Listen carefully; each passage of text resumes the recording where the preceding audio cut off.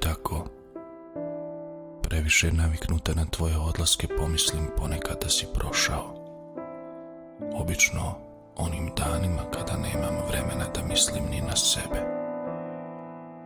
Ali prebrzo me realnost i stvarnost probudi i da mi do znanja da nisi prošao i nisi prestao da živiš u svakom otkucaju srca, u svakom uzdahu duše, u svakoj misli, u svakom pogledu. Uzdah nedostajanja, otkucaj života, pogled kojim tražim tebe u svakom i još se nadam tvom povratku. Zalud skrivam od ljudi kad me samoća izdaje, moj vječiti izdajnik.